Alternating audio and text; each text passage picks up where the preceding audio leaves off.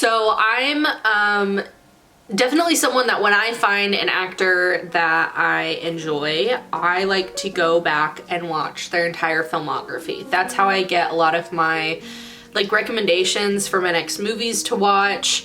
And it just makes me excited to see like someone's career arc. I feel like you get a better hold of like the kind of roles that they like taking, or the ones that their management likes for them to take. And it makes it all the more enjoyable or satisfying to see the roles that they're taking in the future. As I watch them, I like to rank them in a list on Letterboxd so that I can keep track of what I have watched, what I need to watch from their filmography, and then it's also just fun to rank things and to make lists. So today we're gonna look at an actor who has become one of my favorites in the last couple of years. It's Jon Bernthal, Johnny B. I first became aware of Jon Bernthal, I think, in Me and Earl and the Dying Girl, which is my favorite movie of all time. He plays Mr. McCarthy, and it's such a huge and crucial role to the emotional themes of the film.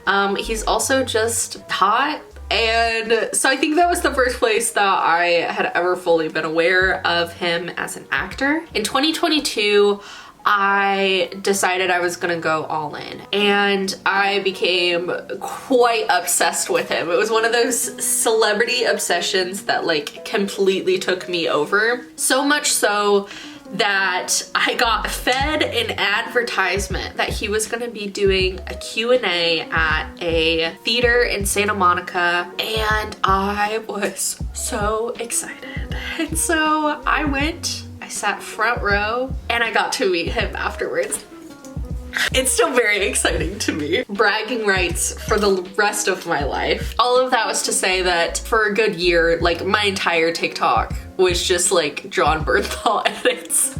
And I'm not ashamed of it, honestly. Like, the man is so attractive, but also like truly, I think, like one of the best, most interesting actors I've ever seen, because his management team, like within the last like 8-10 years, like they know exactly what they want him to take and the roles that they want him in. And I don't know how much of that is his decision or his team's decision, but they have him down.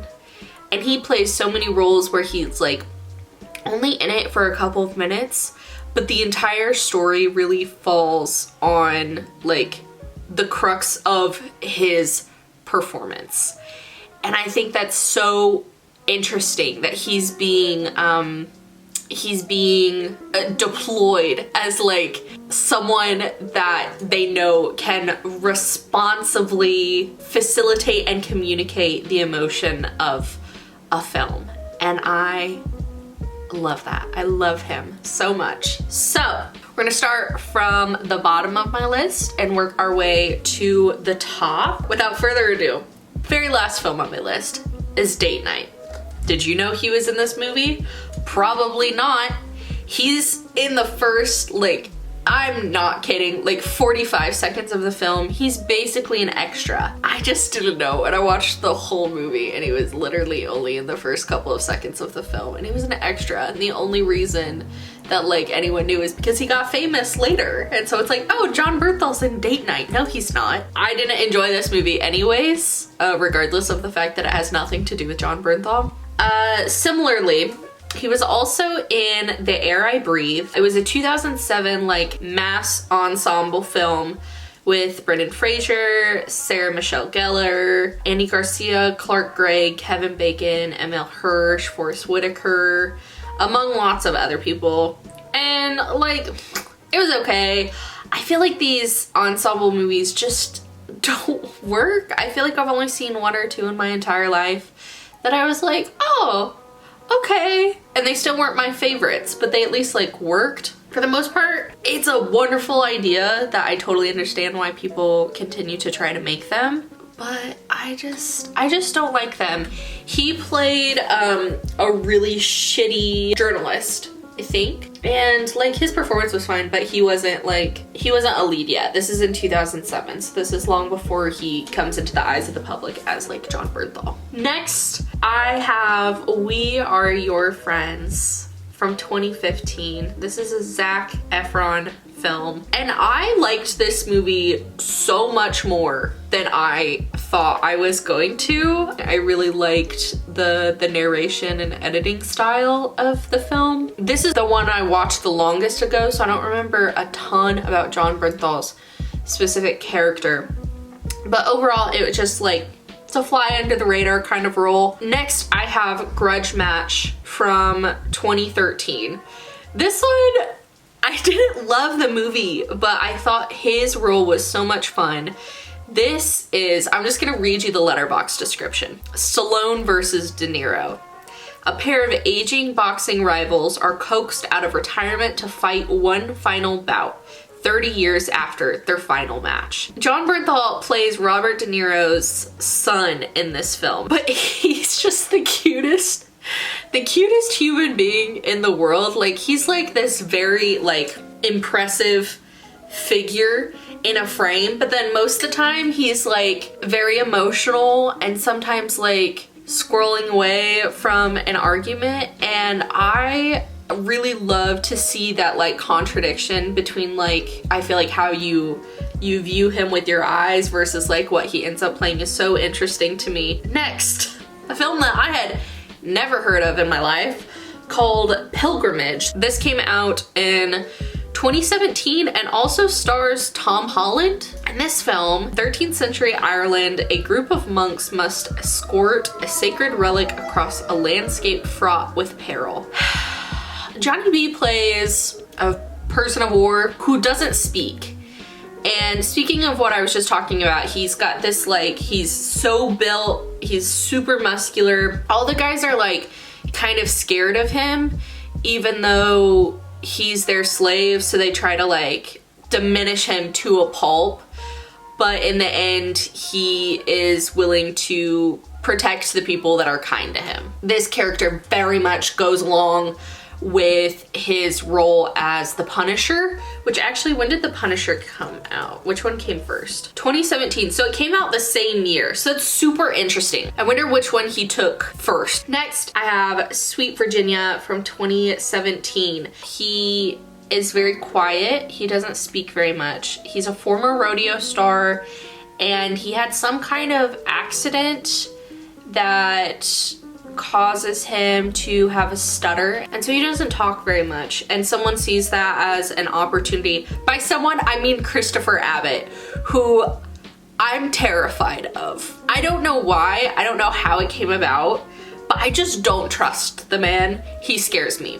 Anyways, Christopher Abbott's character sees it as an opportunity to take advantage of his character Sam, and again he has to defend himself and the people that he cares for. This one was okay. I gave it 2.5 stars, which is like my average rating. I think I would watch it again, but it wasn't anything particularly new or creative. It was okay. In 2018 he was in Widows, and I struggle with this film. As you know, Viola Davis is one of my faves. Johnny B isn't in it a lot. He plays Elizabeth Debicki's abusive husband who, this isn't a spoiler, the film is called Widows, dies at the beginning of the film in like a bank heist that went wrong, or a robbery that went wrong. So he's not in it very much. So with this one, you kind of have to even out in the ranking, which is always hard for me, like how good the film is versus how good the actor is in it that you're ranking it for, and like how much they're in it and how much that you can call it like their film. So that's where the ranking system gets like kind of messy. Anyways, in 15th place I have Sicario 2015. This is a Denis Villeneuve film. And having these two back to back, it kind of points out to, he's worked with some like amazing filmmakers pretty early in his career, which is really cool. but I gave this film 2.5 stars. It was not my favorite, but I also chose to watch it on the 4th of July, which wasn't my best choice. That may have influenced me. He plays a really interesting role in this that I don't want to like completely give away. Next, I have The Accountant. This is a film starring Ben Affleck from 2016. I am a Ben Affleck fan. I thought this film was really weird, mostly because I think that Ben Affleck was miscast in this role, and I was about to say something that's like a huge spoiler. I guess I won't say it. But I also think that Jon Bernthal was slightly miscast for a reason. And if you've seen it, then you know what I'm talking about. But seeing the two of them in a film together is always gonna make me more interested in the film, I guess. In 13th place, I have Small Engine Repair. This is a film that started out as a stage play that one of Jon's friends wrote, and he starred in the stage play. It's an interesting movie. It takes a couple of turns that you're not expecting. He has a lot of really great moments in it. I do think that I struggle with film adaptations of stage plays. I think just don't always go over well. They don't always translate the best. And so I think this has some faults from that. But otherwise he's great in it. In 12th place, I have Ford v Ferrari from 2019. He plays opposite Matt Damon and Christian Bale, and he's great. This was like a slightly different role, I feel like. For him, he plays Lee Iacocca. He's a suit, and that's super not, I think, what we're used to seeing him in. But he was great. The film itself is entertaining. It's not my favorite. I think I gave it 3.5 and a heart, which means that like I liked it. I enjoyed my time watching it. It's not necessarily like a favorite or something that I'll consistently go back to, but I like it. Next is King Richard, which now has, you know, a storied past attached to it because of some choices made at the Oscars.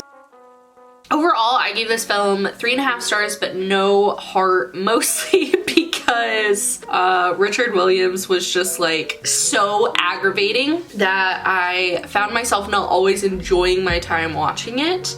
But Jon and Anjanou Ellis-Taylor, and then Jon plays the girls' coach at one point. They were both phenomenal. I love seeing Jon in a role where he's just a sweetheart and like the girls love him, and he's clearly just like a good guy. And I think this was a really interesting film for him to be in. This is the same director as We Own This City, the limited series that was on Max that Johnny V was in. And so I don't know which came first, but it's cool to see him like continue to work with people that he's created relationships with. I saved my little spiel about this one. Those Who Wish Me Dead, which is a Taylor Sheridan film starring Angelina Jolie. This is the film that I liked Jon at this point. When I put on this film, I knew he was in it. And I watched this, and this is what kick-started the obsession because he looks so good. And a lot of people didn't like this movie. I think it literally has, yeah, it has a 2.7 average on Letterboxd. I gave it 3.5 stars and a heart. I really enjoyed my time watching it. I want to rewatch it at some point, but I really loved his role in this movie. And that's what kickstarted the obsession. Next, this is probably what I would say like is the most popular film that he's ever been in, that the most people probably know him from. And that's The Wolf of Wall Street. Of course, I loved to see him and Leo together on screen. I will say the first time that I watched The Wolf of Wall Street, I didn't know who Jon Bernthal was at that point.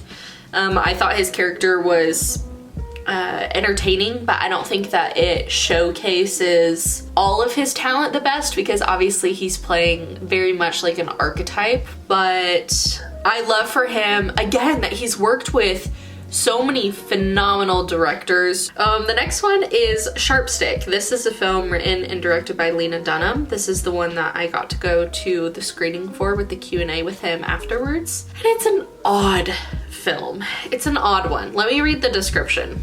Sarah Jo is a naive 26-year-old living on the fringes of Hollywood with her mother and her sister. When she begins an affair with her older employer, she is thrust into the education on sexuality, loss, and power. So Johnny B plays the older man that she has the affair with. They have really interesting chemistry. I love to see him on screen with Lena Dunham, who plays his wife in the film. They have really fun chemistry. They're great friends in real life. And to see him with his time and time again, Eben Moss Backrack. He has been in many things with Eben. The Bear, and The Punisher. And you just have to assume that they're friends in real life. I love their chemistry. They're great. Eben also plays a piece of shit in Sharpstick. And I feel like this film really shows off a lot of Jon's talent, which is quite funny. But he goes on an emotional roller coaster through a lot of these scenes. In 7th place, I have Wind River. This is a film directed by Tyler Sheridan, who he also did Those Who Wish Me Dead with. Wind River was first.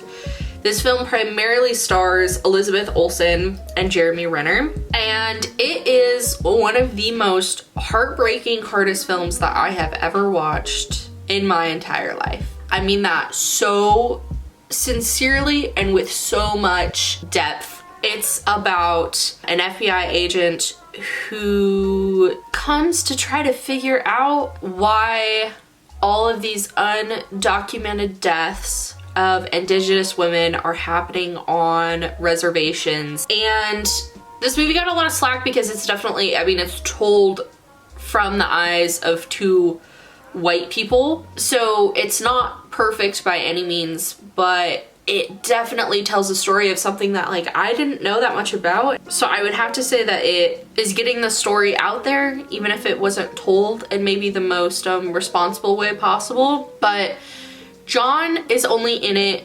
for a scene, and it's a heart-wrenching scene. It is one of the hardest things I have ever seen in my life. This is one of those examples of like them, like casting agencies deploying him as a very specific crux of storytelling, and he was phenomenal. But it's literally like, it's hard to even think and speak about this film because it's absolutely devastating, particularly his scene in it. So I would be hesitant to suggest it. So many trigger warnings, but I also think it's a very important film that I am glad that I have seen at least once, but I don't know that I'll ever revisit it. Next is Fury. This film stars Brad Pitt, Shia LaBeouf, Logan Lerman, and Michael Pena. The 5 of them play a crew of soldiers in a tank in World War II. So interesting. This movie, I didn't think that I would like it. I watched it the first time because I was trying to mark it off of my Brad Pitt watch list and ended up loving it. When I rewatched it a second time, I liked it a little bit less, and I don't necessarily know what my reasoning is for that, but I love movies that have a small cast. You're really like just with them most of the time and going through their emotions with them in the middle of this war. Jon plays just a piece of shit as he does, but I love seeing him with these other actors around him. Brad Pitt is one of my all-time favorites. Shia LaBeouf, I think, is wildly talented, and I'll never not be mad at him for ruining the Shia LaBeouf renaissance. And from what it sounds like, they had a great time filming this film. It sounds like they really like made buddies with each other since it was just the 5 of them in this really enclosed space together for so long. And I would definitely recommend giving this one a try if this is something that interests you or if you like any of the people in it. In 5th place, we have Baby Driver. This is another example of, you know, if it was just based on like ranking my favorite to least favorite film, this would be number 2 on the list. But I ended up putting it a little bit lower because, again, he's only in the first 6 minutes but he's show stealing, and I was so hopeful that he would come back in Baby Driver 2, which never ended up happening because of frickin' Ansel, who I'm also mad at for ruining his place in Hollywood, because I really enjoyed a lot of his movies. But anyway, Baby Driver is so much fun. It's so entertaining. It is a wild feat of filmmaking, and I will continue to watch it and rewatch it and rewatch it and rewatch it, and I just love it so much. If you want a little taste of Baby Driver, or even of Jon and Baby Driver, I know the first 6 minutes, it's considered like the intro to the film, is on YouTube, and it's just like, you can't watch that and not be like, how did they make this? Like, this is amazing. So I highly suggest starting there if you want like a little taste of it to decide if you want to watch it or not, but I would suggest it regardless. In fourth place, this is one of the truest examples of that, deploying Jon Bernthal for 5 minutes of a film because you know he's gonna make such a huge difference, and that's Peanut Butter Falcon. This is another film with Shia, and Jon is only in it for a very short scene. And what I'll say is his role is very similar to his role in The Bear. He seems to play a lot of the brother, the family member who's not around anymore for whatever reason, but can still help encourage the ones that they've left behind.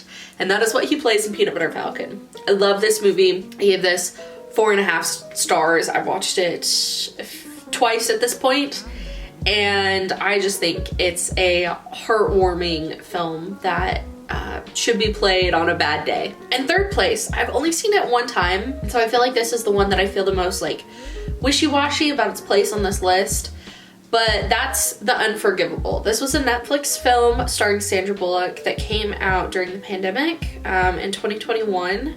And the description is, a woman is released from prison after serving a sentence for a violent crime and re-enters a society that refuses to forgive her past. I watched this film again because it's another Viola Davis and Jon Bernthal movie. They don't have any scenes together again, but this one is so high up because of the role that he's playing. I think this is the perfect role for Jon. This is that example of like, he brings out emotions in Sandra's character that we don't get to see in any other scenes, and you're not totally sure who he is or what his interests are or where his interests lie, and so that's why it's so high up. In second place, this is the newest Jon Bernthal film that I have seen, and that is Origin. It came out in 2023. Technically, I saw it in 2024 for the first time, and it is a film written and directed by Ava DuVernay, based on the book Cast. And this is such an interesting film because it's based on a nonfiction book, and Ava has chosen to fictionalize the writer Isabel, like, as she's writing the book. And there's a lot of like flash forward, flashback sequences. There's a lot of like jumping into the characters that are in her book. There's so many different ways of storytelling that she chooses in this film, and that is so interesting. And Jon plays such a crucial role to Isabel's writing of this book, and he is just sweet and kind and good. And this film absolutely wrecked me if you choose to watch it. Tissues, so many tissues. I used my jacket as a tissue because I wasn't expecting to cry. So the corner of one of my jackets was like stained afterwards with my snot. And in first place, Me and Earl and the Dying Girl from 2015. At some point, I will make a video. I will make lots of videos about my thoughts on Me and Earl and the Dying Girl. I think I'm a little bit scared too because I have put so much pressure on myself because it's my favorite movie, and I want to do it justice, and I want people to watch it and like it and hear how passionate I am about it. But until then, I will continue to bring it up in every video that I can. As discussed earlier, Jon plays one of Greg and Earl's teachers. He's just kind of a goof for his first couple scenes. He helps like move the plot along and answer some questions that the kids have. But then you get to the scene at the end of the film that doesn't give anything away, so maybe I'll stitch it in, but he, like, the entire emotional through line of this film rides on this speech that he gives to Greg about what he's going through. You know, my dad died when I was 15, Greg, a couple years younger than you. The thing is that when I was a kid, I really can only remember thinking about him as this, big, kind of like asshole guy. At his wake, these buddies of his kept coming up to me and telling me these stories about him, and it was like they were talking about some complete other guy. I'll give you an example. He knew every single European pop song from the 1970s. Every single one. He'd memorize these songs, and he'd do that so that he could go and sing them to German girls in bars. He had a go-to, his number one go-to song. It was a Dutch song. It was called Ding a Dong. My dad used to sing that to German girls in bars. That's a fact. So what does that mean? Greg, I think that it just means that even after somebody dies, you can still keep learning about them. Their life. It can keep unfolding itself to you just as long as you pay attention to it. My story about this is that when I went and met Jon at the Sharp Stick Q&A, I brought my copy of Me and Earl with me, and I had him sign the sleeve of the DVD. And when I walked up, you can see in the video, he's so confused as to why I brought Me and Earl. I would say 90% of the people that were there that brought things with them brought Punisher and Walking Dead items. And when I walked up, we took a picture and I said, this is my favorite film of all time. It means so much to me. I know that you filmed it a while ago and that it was a small film for you, but I would love to hear what you thought of filming it or what you think of the movie or whatever. I forget exactly how I asked it. And the man so clearly doesn't remember being in this movie. His response was, and he's looking at the DVD, and so I start picking up on that he's like embarrassed or he doesn't remember, or maybe it's just because like he wasn't expecting that question, and so I cut him off and I was like, hey, like, I know it was a really long time ago, it's okay if you don't like remember. And he was like, it was really cool, it was a great experience. It was super cool. And the entire time he's looking at the DVD and flipping it back and forth, and I swear to God, the man was looking to see if he was in this movie. Maybe that's pushing it a little bit, but I really don't think that he remembered it, which is so sad for me. That's okay, whatever. Maybe he was just tired and I completely misread the situation, but it was quite hilarious. Anyways, those are all of the Jon Bernthal films that I have seen. And then, there's a couple other peppered in like random movies that I will probably see at some point, but he doesn't play a big enough role in for me to like feel like I needed to watch them before I made this video. He also has been in TV shows, as we've talked about. I love his role in The Bear. The reveal of who his character is very much again fits the type of characters that he usually seems to be in. I haven't seen The Walking Dead. It doesn't really interest me, and I'm considering watching only the seasons that he's been in. I am watching The Punisher right now. Other than that, like, Johnny B just seems like a good guy. It seems like he's trying to keep his life pretty down to earth. It seems like the right amount of fame as a non-famous person, where you're like, it seems like he could still like relatively comfortably live his life and not be surrounded by like paparazzi and stuff, but he's still gotten to work with these like all-time amazing actors and directors. I was so close. And my battery died. So anyways, I just love his career. I think it's super interesting, and I can't wait to see what else he does. I kind of hope that he stays in this realm. I feel like when I talk about actors, a lot of the times you're like, well, I can't wait to see like what else they do and where they go next. And I would be perfectly happy and fine with Jon continuing to play these roles if that's what is fulfilling and works for him. But anyways, I love Johnny B. Bye.